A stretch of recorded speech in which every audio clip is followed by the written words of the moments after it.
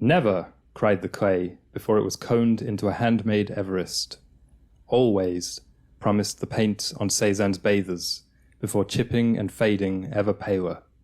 But what? Shout we failure to that which dares and blossoms hope on all who stare? And am I to tie myself in ribbons and hope the breeze might sway me outwards? No, the heartward's blood would thicken like heavy pink air. Hey everyone, welcome back to Solacene. This week, we're going to be talking about how to make change. That was a very beautiful poem, Aaron. Thank you. I would agree with you for like the first 2/3 of it, and then I didn't really know how to end it, and it was kind of late last night, so I just said heavy pink air. But you know what? I'll let the readers come to their own conclusion about that. Yeah. So why are we doing this final loosey-goosey episode? Well, most of Solacene, as long-time listeners would know, and new-time listeners are just finding out, is about painting pleasant pictures of a beautiful, sustainable, tactile future. It's kind of like a fantastical roadmap, you would say. This is like the point B that we're describing for what everybody's efforts should always be inclined towards, or at least what ours should be. Because I think it's kind of like a personal endeavor. You know what I mean? Yeah, absolutely. It's giving us an outlet for imagining solutions to the problems that we're encountered with 7 days a week. Yeah, but what we almost never touch on Solacene, almost deliberately, is how to actually enact these solutions, how to actually get from the point A to the point B. And we thought that today would be a fun little diversion episode to just kind of chat about that before we start a whole new semester next week. Absolutely. And yeah, the vision for Solacene comes from a observation that we had that often movements in the climate sphere, but in other spheres as well, they'll protest and they're just kind of like shouting all of the issues. They're like, there's too much carbon in the atmosphere. Everyone is disconnected. Yeah. We're mean to people. It's like, but what's your solution? Yeah. So this is a podcast that once a week you can have a respite from all of the issues and just see solutions kind of presented. And then it's your job as a listener and as a Solacite, Aaron and I also, it's our job the rest of the week to find ways to achieve these things. Basically, it's really easy to be against things. Yeah. But sometimes it's a lot harder to articulate what you are actually for. So that's kind of what the Solacene is embodying. Yeah. And for people who really want to embody it, we have zines, handmade paper Solacene zines. There's one for degrowth, one for education, one for nature, and one for the internet. Those are the semesters that we've covered so far. And you can buy them through the link in our description. And you can also email us through there because we really like receiving hate mail. Or I do anyway. I really don't. I say that all the time, don't I? Yeah, you do. I think it's funny, but I guess it's not that funny anymore. Because if you get hate mail, then I always take it personally. Yeah. So so do I, but in a good way. Yeah.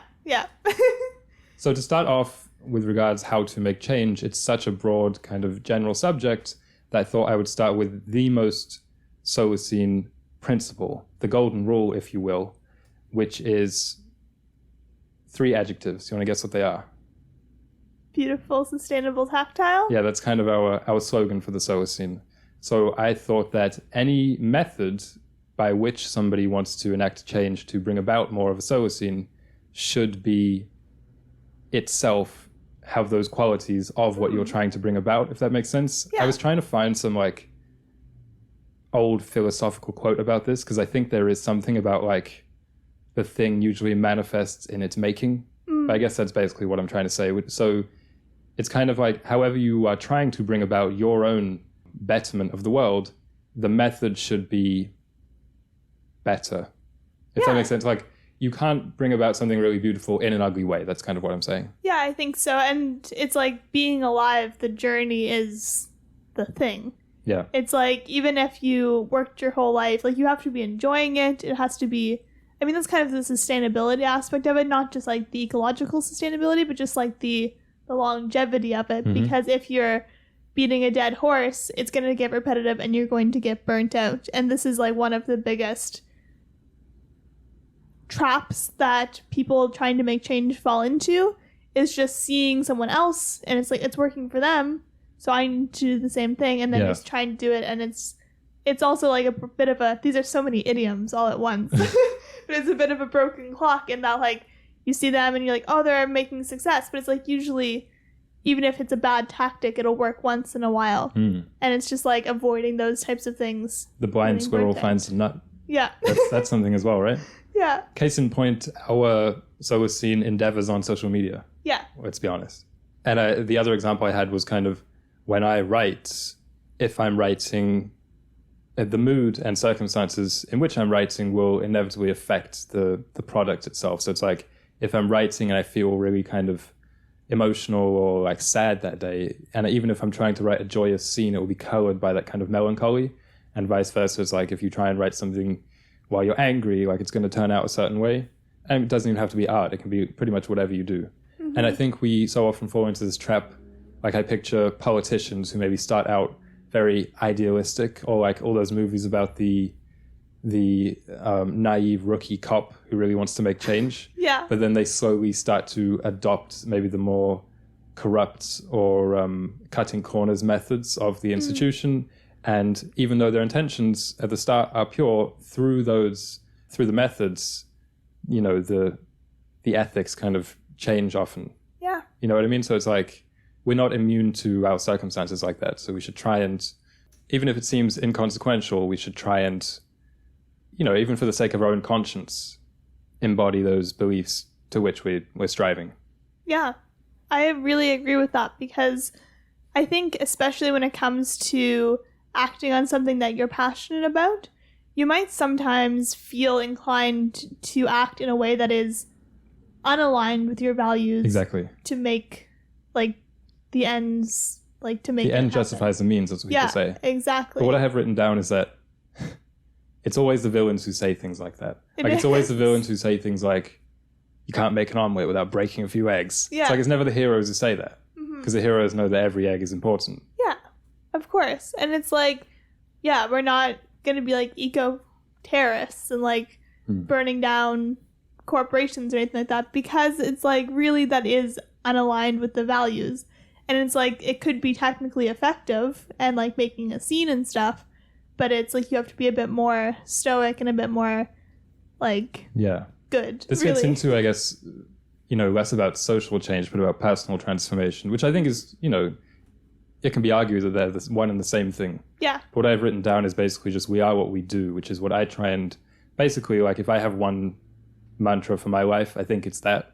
So it's like what we just said. If you have intentions that are very pure, but you try and go about them through, let's say, unethical methods, and even an onlooker might say, well, yeah, he's not like that, but he's just doing that, you know, for the time being. But it's like, if someone does that, then they are that. Yeah. And I also had a quote which said, therefore we do not lose heart, though outwardly we are wasting away, yet inwardly we are being renewed day by day. By Jesus. That's Jesus Christ. Because I think he just came to mind for this episode about making change, because again, that question of individual transformation versus, you know, wider social ramifications, I feel like the Bible is like, or the New Testament specifically, is kind of a really interesting case study for that, however much belief you have in it. You know what I mean? Yeah, I agree. I think that it's often good to look towards a broader vision of what you want, and like, how am I trying to say this? Looking to like the Bible, or looking to historical examples of like huge reform or reformation or revolution. It's like looking at the biggest picture of that and being like, yeah, there were tiny little pockets of people who were just like silently protesting. There were tiny pockets of people who were like actively out there making connections. Like when you look at the picture, the big picture of historical change, it's good to inform your everyday things, because like every day you can only do one thing at a time. But it's like looking to those as examples of like how you fit into your current project, because there is no actual roadmap for change. Yeah. But there are really great case studies. I have written down just the open-ended question, is it enough to change oneself? I've definitely believed that. Do you think so? I think... Like Michael Jackson says, the man in the mirror. Yeah. But, okay, I say I definitely believe that. Treating that as the end goal, if you have more capacity, is a bit, not selfish, but it's a bit closed-minded in thinking that you are just yourself, like that you can only like become vegan and that's like all you can do. Like, I think it's maybe a bit of a trite discussion just because it seems almost inherently circular and you can make arguments both ways, and we have other things to talk about. But I think 2 weeks ago when we talked about life in 5 senses, I opened the poem that said, "Looking out is looking in, whoa." And I think it's kind of like that, where you can view activism, volunteering, politics, whatever it is, charity, as means of improving yourself. You know what I mean? So it's like, if my sole goal was a selfish one, let's say like bringing it back to Jesus, I was like, I want to get into heaven. Yeah. And that's like a selfish ambition, let's say. It's like, how do I do this? Okay, I'll volunteer here. Mm-hmm. I'll feed the hungry. Yeah. I'll build houses for people. It's like, well, you're doing good things. It's bettering yourself and it's bettering society. Yeah, and I think it's just there's different personalities, and some people the kind of more egotistical approach, like it's going to get to the same end, and it's like, I mean, that sounds so harsh, but like some people just like that is their way of thinking about things, and we all have a bit of that in us, of the kind of selfishness. Yeah. And some people are just going to be like, I'm going to do this for a bit more of a meta reason of like, I want to just be kind, or like... Right. I don't know that it matters that much, the motive. Like, as long as somebody does it. It's like, let's say someone volunteers at a food bank just because they have a crush on someone else who works there. Yeah. It doesn't really matter that much, you know what I mean? Yeah, it's what you said, like, you are measured by your actions. Yeah. Like, your motivations might be selfish, or they might be, like, ulterior. It might just be like, I want to practice chopping onions. Yeah, but it's like, if you look at the person and they're volunteering in the food bank, it's like, that's their actions, how it's manifesting. It's not manifesting as staring at themselves in the mirror all day, or whatever it may be. So, that's cool.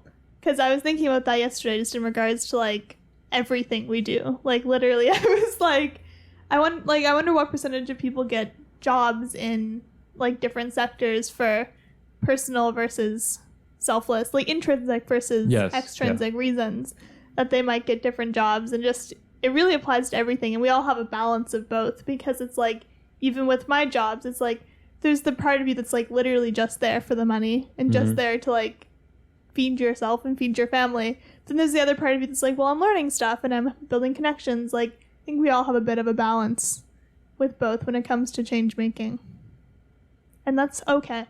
Yeah. And you also, I think, a barrier that we often have when it comes to volunteering or it comes to making change is that we feel like we need to have, like, the purest intentions before going into it.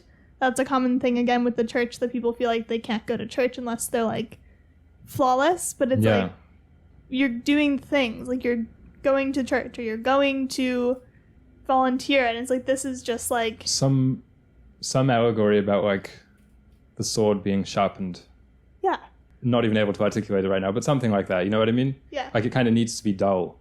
Speaking of dull, the organism of the week is, if anyone's viewing, you can pause the video now and guess what this is in the comments. I think they know by the color, but... Yeah, they can probably tell. The organism of the week is the carrot. And Aaron and I bought a bag of carrots, and it had this little twisty carrot in it. It's 2 of them twisted together, showing it on the YouTube video. But everyone knows what a carrot looks like, but this is 2 of them twisted together. It's like a conjoined carrot. Yeah. Reminded me of you and I, actually. We are conjoined carrots. Also, the root vegetable theme continues. I broke it up with the sponge, but now we've had that weird onion wand. Yeah. And this and the potato. Mm-hmm. So it's just kind of on our minds. Yeah. 2 hungry people. So obviously the carrot is traditionally orange in our mind, but they also come in purple, black, red, white, and yellow varieties. They are the domesticated form of the wild carrot. If you ever see, I think it's called Queen Anne's lace, like for anyone who knows like wild plants, flowers that look like that in the wild, if you pull them, they are related to carrots, and the roots sometimes have like a carrot on them. Like, but because they're not domesticated, some of them just have like normal size roots, but some of them have a bit more bulbous and you can eat them. Yeah. It's a fun little fact. And they were originally cultivated for their leaves and for their seeds. And you and I have made, I think is that green stuff? Pesto with carrot leaves. And they taste just like leaves. Like, as What's you that can green imagine. stuff? Pesto. I just couldn't remember the name of it. So yeah, and the orange part that we eat is called the taproot originally, but that was a bit more fibrous. So they've been cultivated to be a bit more soft. Probably one of my favorite foods, period. Yeah, absolutely. I eat carrots every single day. Such a significant organism of the week. Can't be overstated. Rudolph, did you used to do that? No. You didn't leave a carrot for the reindeers? Oh, yes. We did leave course. a carrot for the reindeers. Of course. Yes. Carrot juice. Remember my phase with that? You did have a phase. Do you think it's really good for your eyes? So that was my final closing anecdote. Okay. Is that was invented during World War II to trick the Germans into thinking that the British just had really good eyesight and not that they had developed radar. Right. So I remember when I learned that fact, I just told everyone because it blew my mind because I really thought carrots were good for your sight. I have an immense level of placebo then because every time I drink carrot juice, I literally feel like I'm seeing in 5D for the first time. Yeah. So that's just placebo. There's quite literally no correlations. They're high in vitamins and stuff, which is good for your body, but it's not going to make you see in the dark. Carrots and hummus. Yeah. Also, that one trident carrot that I found. Carrots just have a propensity for taking up weird shapes, I guess. They do. I mean, the carrots that we eat are highly, cultivated to look like that. Sure. In nature, they are a lot more wiggly wobbly. So another point about making change I just wrote down people. Because I think when change is made, it is never just one person. There's always a group. I mean, it might be one person that's most prominent. It might be one person that begins it. But by the end of it, by definition, it can't be just one person because they'll have made change. Yeah. So this can be people hired. It can be people who vote for you. It can be people who you're just friendly with, people you've enslaved. It could be anything. It could be through history. So I think kind of the point of this is that you need to have something to offer people. Mm-hmm. So people need to see something in it. And that could be resources, i.e. they could just be being paid by you. Yeah. Or it could be more ideas, which I think is the more Solacene concept because the Solacene itself is an idea. And so I think for this also, it means that you need to be a good communicator. I mentioned Jesus, and obviously he was a very nice person, at least so the Bible describes. Mm-hmm. But he was also, his second gift is just being a really good communicator. Yeah. It never really describes Jesus misspeaking. Yeah. Or he never stumbles over his words, or you don't hear Jesus say very often. It's true. And he just comes up with these parables off the cuff, seemingly. Mm-hmm. So. Yeah. So be more like Jesus in his public speaking. Literally, I don't think that gets talked about enough. It's true. Let's say he was exactly the same person and really perfect ethically and all that kind of stuff, but he was just he mumbled. Yeah. Then he's never going to get people standing around. It's true. Listening. Moses infamously had a lisp. Did he? Speech impediment. Yeah. Oh, and he did get people. Could still. Oh. But because he had the power. Yeah, the rod. Yeah. I think he had a rod. So there are stages of any movement, and I feel like this is a good time to talk about them because the first stage is emergence. So as you're saying, it could just be one person. But any movement has to have the other stages. And the second one is coalescence, which is when you recruit people. Right. And so I think we often either try and skip this and just do everything ourselves, or we get hung up on this a bit. And then the third step is bureaucratization. So making things more bureaucratic. So maybe there's people who are being paid now. Maybe there's people who are there's a hierarchy. And then the final stage of a movement is decline. And doesn't sound very good. No, because I was just expecting something a bit more exciting, but it's just these are just how they go. Well, this is just describing what happens. Yeah. But not ideally kind of thing. Exactly. Yeah. And I think in those two middle steps, the recruitment and then the kind of institutionalization are kind of we can almost get stuck in those two as an avoidance of the actual issue. The original emergence and passion can get caught up in these two of mm-hmm. maybe you're just trying to have the most numbers, so that might not necessarily be the most effective. Yeah, well, this is what happens almost always in politics, right? Yeah. Even if there isn't, but even if there was a really exciting Solacene political party in Canada, mm-hmm. and it's they had this sweeping grassroots campaign with a bunch of people, new to politics who were the faces of it, and you really felt like they were going to make change, and by some miracle they got voted into power. Yeah. It's like within 3 years it would start to resemble more and more the old parties. I think that's what it means by kind of the bureaucratization of it. Yeah. And the inevitable decline that follows that. Mm-hmm. So I think it's something like structures and institutions almost funnel towards passivity, corruption, inertia, in a sense. Yeah.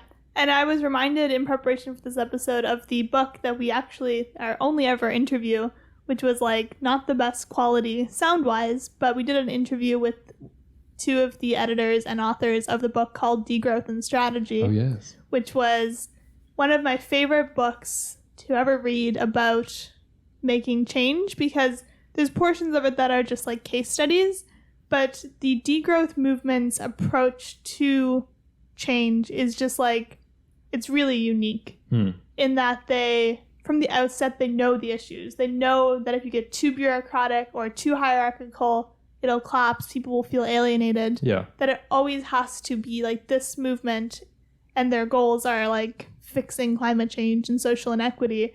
But it's like they knew from the beginning that like a large institution isn't going to work. So it always has to just be degrowth Vienna, degrowth Montreal, degrowth Vancouver. Like it has to just be small, and then they can interact, because interacting between groups is great. Yeah. But it's like they kind of have skipped those middle steps and just being like, they don't publicize it, they don't recruit really. It's just like people kind of come to the movement, and I think it's almost staying in the emergence phase in a good way, and it as to avoid the inevitable decline, because everyone's still really fired up about it and passionate, because it hasn't gotten too bogged down.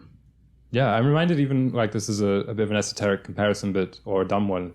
In sports, it's like if a team is winning and they're, let's say, a young team or whatever, the so common mistake is just to try and, as they say in America, run it back, which means just do it again. Yeah. Whereas really what you should do is try and change as much, if not more, than all the teams below you that are chasing you. Because otherwise you stagnate, right?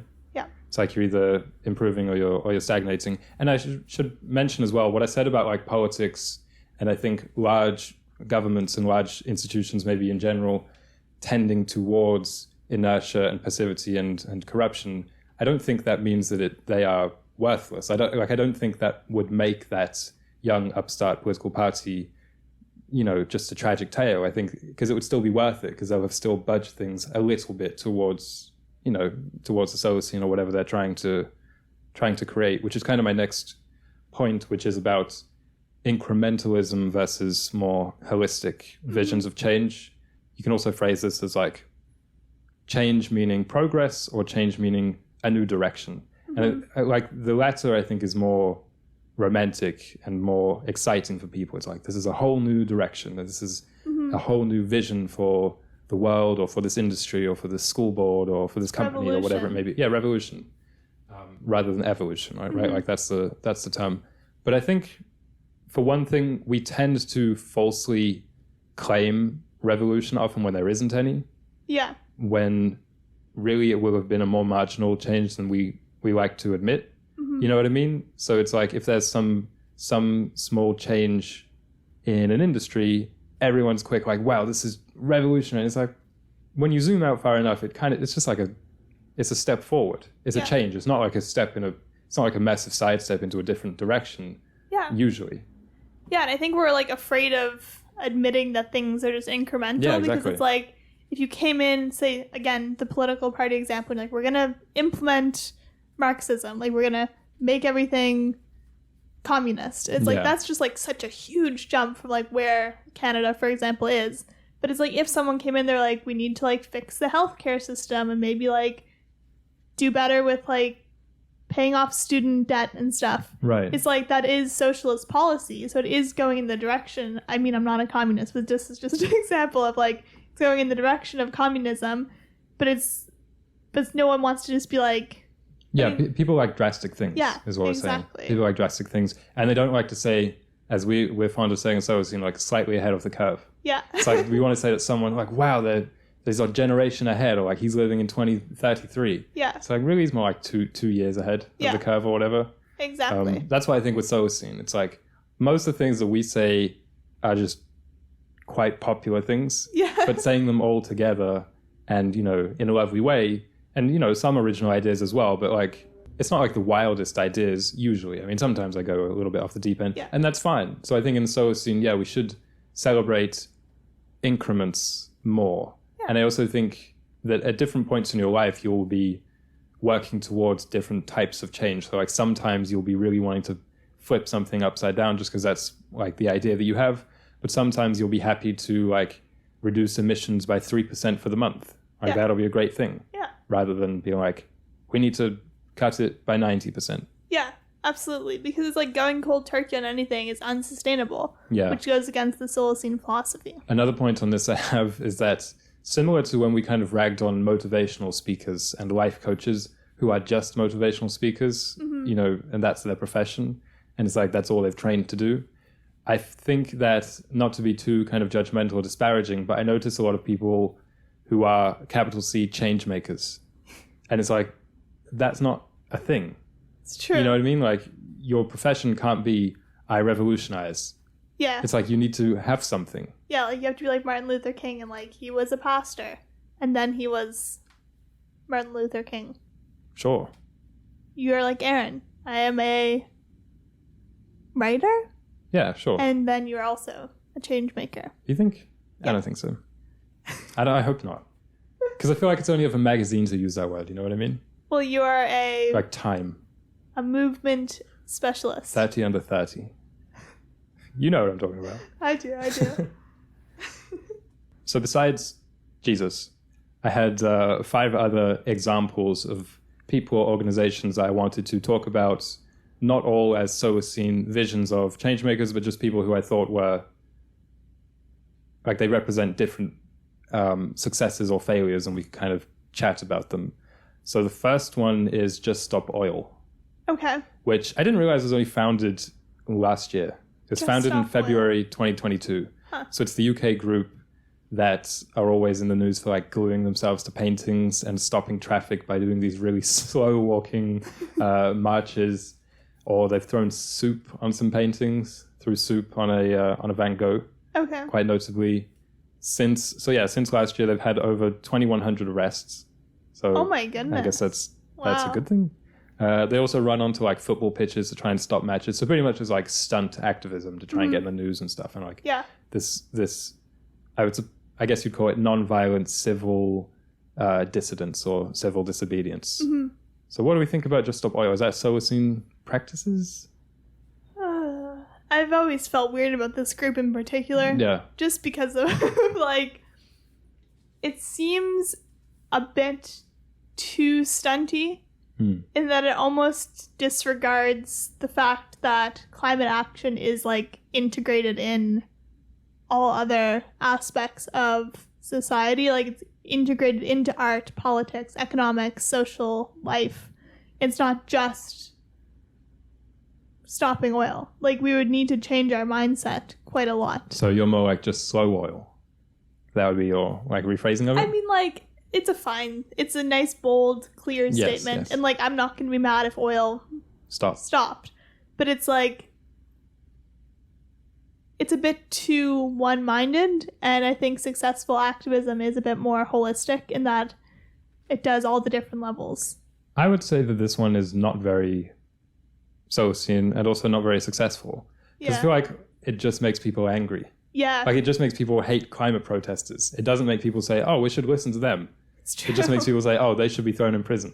Yeah. You know what I mean? Like it almost seems like a false flag, like put about by Shell or something to try and does make feel like people that. detest climate action. Because if I witnessed someone throw anything at a piece of art, and Yeah. it could be like a pretty minor piece of art, I'd be like, that's just kind of rude. Like, But it's they'd just say, kind of, oh, so you're angry at this? You should be angry at yeah, but oil. it's like I am angry at oil, Yeah. but this is also just disrespectful in a different way. So that's my thoughts on that one.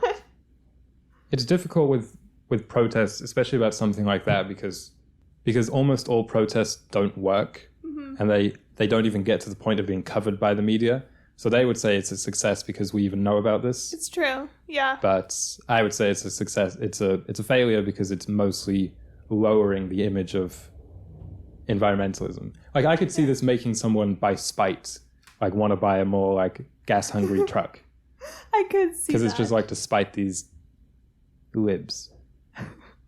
I said it. Yeah, he said it. I mean, from my reading, protests are effective. I thought they were very ineffective, but it's just like you have to be consistent with them and you have to be respectful. Like, for example, sit-ins in the 1960s in like the American South, they made the cities that there were sit-ins in 5 times more likely to adopt desegregation practices. Okay. So it's like, if you're consistent and if you're like generally peaceful, like there were arrests, countless arrests in this case as well, but it's like, it wasn't like sullying the image. It wasn't like, oh, look at those people sitting. It's just like they were being peaceful and like making their point. Is there a case we made that people have become desensitized to protests? That's very possible. Because I feel like that, I mean, I don't know that there actually are more per capita protests than, let's say, in the 1800s. There probably aren't, but we know more about them because of like every day it's a different trending hashtag. Yeah. So like the other day I went downtown and there was like this huge protest on the streets and sidewalks and people blaring music and all wearing the same color shirt. And I was like, I don't have the energy for this, because there's so many different rallying cries and different causes, you know what I mean? And they're not very consistent. It's like once a year. There's like the climate march once a year. And like the other day there was a bike protest where they shut down the whole street next to us. Yeah. Like people on their bikes stopped saying like make a bike lane on the street basically. And I thought that was great and clear, but it's like doing it one day, getting one news story isn't gonna make it work. I guess there's also something to be said about the kind of, I don't know if you'd call it like a family friendly thing, but it seems like these protests are for a lot of the people, and maybe this has always been the case through history, but they're just like events. Yeah. They're just like, it's like, well, we could go to a movie. Actually, let's go to that bike protest. It's true. You know what I mean? But this has probably always been the case, that there's a 15 or 20% of people who are heartily shouting it and the rest are just audience. Yeah, it's true. But I do think that kind of softens it quite a lot. I'm also reminded from the Just Stop Oil people of, in the 70s, the activist in Montreal who got it to be so bike friendly. He was like basically a one-man army, and he had a few friends who were like pulling stunts, but they were like kind of silly stunts of like bringing a cardboard cutout of an elephant on the metro saying, if I can bring this, why can't I bring my bike? Yeah. And just like similar things of like shutting down streets on bikes, but it was consistent, respectful, and... Do you think it would work today? I think it would, but it would have to be like, you have to kind of, I think consistency is really important when it comes to these types of things. Yeah, I think consistency as well. It just seems like every day there's someone new on Instagram or Twitter trying to go viral by doing something crazy like that. Like I can imagine being in high school today. It was a little bit while we were there, but like even today, it's like probably 80% of the class is like involved in social justice or social actions. But it's like, it becomes, basically it's this, once it becomes the norm, then it's not really going anywhere. You know what I mean? Which is just kind of an unfortunate phenomenon, I guess. Yeah. So my second example was Walt Disney. And kind of the point of this is specifically regarding animation, the animation industry / art form. It's just like making something so good that it becomes a whole industry or a whole art form. I know he didn't create it, but he pioneered it basically. Yeah. I also didn't know that he voiced Mickey Mouse in the early ones. I did know that, but I think that is a really great point of like just being so good that no one can like question it. And it's obviously especially hard today to stand out, because I'm sure there's countless artists and thinkers out there that just kind of get lost. Yeah. And perhaps I feel like people who have that kind of mindset, that non-economic mindset, like obviously Walt Disney was a great businessman. Yeah. But people who are just in air quotes, artistic or philosophical, it's like they don't have that business inclination that you almost need to make your ideas stand out, which is a shame. I mean, I don't really have a solution for that, but it is a shame. The third one is Jacques Cousteau. Okay. Which, for people who don't know, he was a French oceanographer who, I also didn't know this, he co-invented the first scuba. Really? Equipment. Yeah. I didn't know that. Yeah, which was pretty crazy, but he made a film called The Silent Worlds, which was kind of a proto-Planet Earth documentary. I think it was the first ever color footage of under the water. Wow. So it was a very big deal. It was the first documentary to win the Palme d'Or at the Cannes Film Festival in 1956. And I just think you can trace that lineage. I mean, these are my interests, obviously. Like, these are the changemakers and things that I'm interested in. But, it's not an insignificant lineage from this to the Planet Earth documentaries to, we just watched Fire of Love last year, the National Geographic one about the two volcanologists, and even like The Life Aquatic, that film we really like. And just like the whole premise of nature documentary, I think can owe a lot to him. Yeah, I think so. And again, this is about like, I guess, just passion and talent. And I think that's inspiring. Yeah, like devoting your life to something. I don't think everybody needs to devote their life to a cause, but it's like, if that's what you want, like, you really have to kind of make it your whole person. And like Jacques Cousteau is a great example. Like, he was very prolific. Like, he just records everything, and he co-founds the scuba suit, but also is just making movies. Yeah. Like, that's his. It reminds me a little bit of the guy who started Patagonia, Chouinard. Yeah, that when we did the episode about that, it was like evoking similar memories. Mm-hmm. And then fourth person I wanted to highlight, Gertrude Stein, who was an author, poet from the 1920s, and she had basically a salon in Paris featuring a bunch of other modernists. So it was like this network of people. There was Picasso and Fitzgerald and like Hemingway and Matisse. And she herself was an interesting writer, that's for sure. I mean, the only book of hers that I read was Tender Buttons, which I think is the most radical. And again, for people who don't know, it's kind of nonsense. Mm-hmm. Like, if you find an excerpt online or something, it's just like, it's not just like, but it doesn't abide by common grammatical laws nor like narrative conventions of plot, story, and character. Let's put it that way. Mm-hmm. And I thought this was even interesting. We can kind of draw a wider parallel from this in terms of shifting the Overton window, let's say in politics or just in how things are done. Because it's like with Tender Buttons, it's such a radical presentation of language. And also with a lot of like the cubism, like the art stuff at the time, or high fashion, let's say, like on the runway, where it's like they're just presenting exaggerated ideas of what will kind of filter down to being actually wearable and fashionable. Yeah. It reminds me of that a little bit. Yeah. So it's like sometimes if you want to be really radical, you can present something that's even more amplified than what you really believe. And then in doing so, you shift the what's accepted just a little bit towards that direction. I think that's an excellent point. It's basically what we strive to do. Like, we don't necessarily think there'll be underwater cities in 50 years, but like pushing that idea or something kind of silly, but like showing people a direction, and then let their minds because their minds will automatically be realistic about stuff. Like, you're not going to read Tender Buttons and be fully abstract. You're going to try and make sense of it. Yes, that's a good point. So I think just like trusting that that's how human brains work. Yeah, there was a good quote that she had about that abstraction. She said it's writing designed to evoke the excitingness of pure being. And I thought that was that is nice. I also like the idea of a salon as a way of making change. Yeah. That's another part of the Solacene vision. So it's about what I was saying about people. It's like surrounding yourself with people who are not just like-minded, but sometimes maybe more talented than you. Yeah, and people who have just like differing ideas. Like, she's a writer, but she's surrounding herself with artists. And it's like you can kind of have these collectives that make change. And this is a big part of the Degrowth and Strategy book as well, of saying like, don't be in a bubble. And I feel like it's really easy to get into a bubble of like, when you're trying to make change, like all your friends are climate activists. So even I've fallen into this trap of thinking, well, everyone cares about the climate. Yeah. But it's like, no one does except for you and your 15 friends. That's why you should learn from Jesus. Go to the sinners. Go to the brothel. Next episode.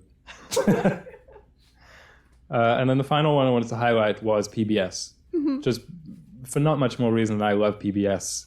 I think it's just like a great example of bringing culture and entertainment and education to a lot of people, especially a lot of kids who can't afford or couldn't afford television. Because I guess now there's the internet. But PBS, it felt like it was kind of the internet before the internet. Yeah.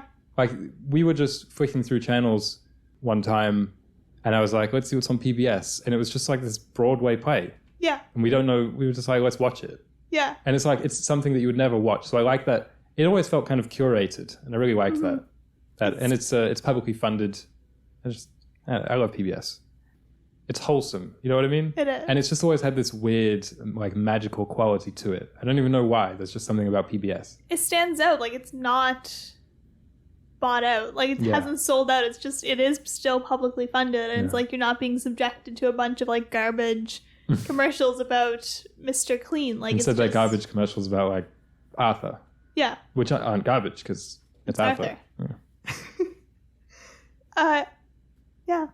I liked all those examples, because my examples were all going to be just, like, case studies of climate activism. Let's hear one. Okay. So... to close us out. I don't... Let me think. I need to choose just one. I read this thing about a woman yesterday, and it was an art project to plant an entire field of wheat in New York City. So, obviously, New York City, infamously not a farm. Yeah. It's a city. And the images that came out of this series, because it was like her intention was to have these juxtaposing images of like a wheat field in such an urban place, and it just felt like a really interesting form of activism, and I think it encapsulates a lot of the aspects of change making that I admire. It's thinking outside the box. It's like those people in Paris and in France who will set up urban farms on green lots instead of having them become developments. Like, they will, it's such a peaceful protest. Like, I mean, she had the right to plant the wheat, like she had the land or whatever. Yeah. But it's like, it's not like violent, and it's really just making things nicer. Like, planting a community garden just is nicer, or having a little housing development of like eco communities is nicer than one of the huge sky rises or whatever. Sure. So it's just like the creativity, the peacefulness, and the beauty of it. We're all there, and I loved the images that came out of it. And I think it's a very staying image that could be used. It's like the Earthrise image, just like really evocative, yet not violent. Because like if you see people burning like oil rigs or whatever, like that's evocative, but it's like, it doesn't make you feel nice. It doesn't necessarily make you want to like make change. But these beautiful, sustainable, tactile images and projects that people undertake really do. It reminds me a little bit of, is it guerrilla flowering? Yeah. It's like when people just throw seeds in different places. I guess that's kind of bringing it back to Jesus as well. That's not what he says, like seeds in the cracks of the rocks. So you can kind of do that, but like on the sly. Yeah, guerrilla gardening. That's one of my favorite things to see, because it's just so fun. Have you ever seen it? I haven't seen it around Montreal, but just whenever I've seen it on the internet. People just slinking around back alleys, like dumping their pockets with seeds. Yeah. Scattering them with their shoes. Yeah. Spitting on them. To water. Yeah, that would be funny. I guess in this episode, we've done a lot of...